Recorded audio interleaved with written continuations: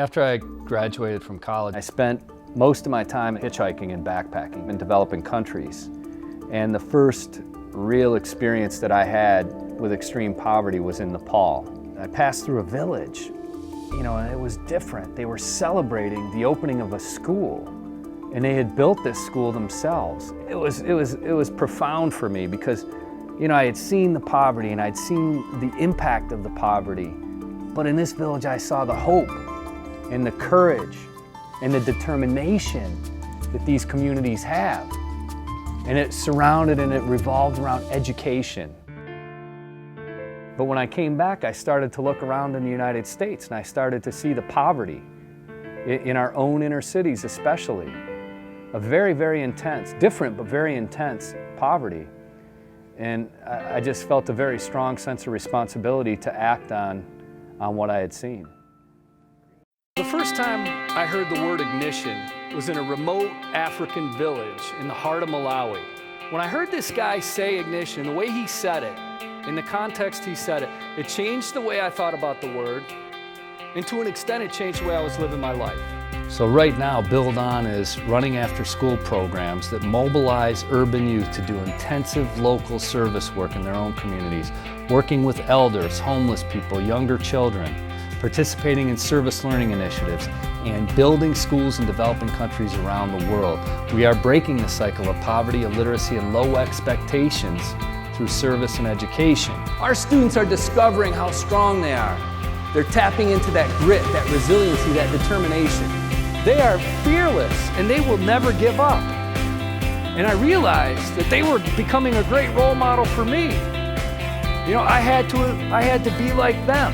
I had to try and walk in their shoes and never give up, because it's hard. And it's a good role model that he wrote a book that pushes kids to do more. And that's a beautiful thing. Kids need that kind of role model and that kind of incentive. That's a good thing.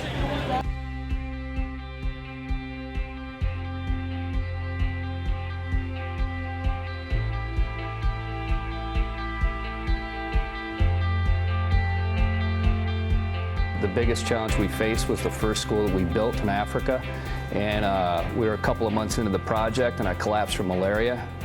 By the grace of God, my brother Dave was able to drag me into one of 2 hospitals that they had in the entire country. And when I came out of it, and went back to the village, I realized the doctor told me 2 more hours away from that hospital and I would have been dead.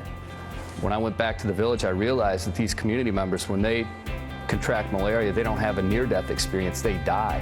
And the reason was extreme poverty. So the stakes were high. We had to get that school built. Our idea was that if we could, then they could break that cycle of extreme poverty through education. So the biggest challenges we face are things like that. We got that school built. There were 150 kids attending when we left, and it changed the trajectory of the village, the community, forever. Too many things happened in that village. But after 20 years, I didn't know what happened to my friends in that village. I didn't even know if the school would be standing, because it was built at the base of a mountain, mudslide could have come through. I decided I had to go. I had to go back and see what happened. I walked into that village, though. I was amazed and confused. I looked around, and I didn't know which one of the schools was the one that we built. There were 5 schools in this village. Now there are over 1,000 kids going to 5 schools. And over 533 of them are girls. But when we first saw the chief, he said, this school was the ignition, the one that we built 19 years ago, the first one. That was the ignition that started it all. We didn't build those 5 schools, we helped them build one. They are empowered. All of us. The community members, the mothers, the fathers, the grandparents, the urban youth, the high school kids. We, as a movement, together are breaking the cycle. And that's the only way we can break it. Never give up. No matter what is going on around you, never give up. Be compassionate in your mind and in your heart, but never give up.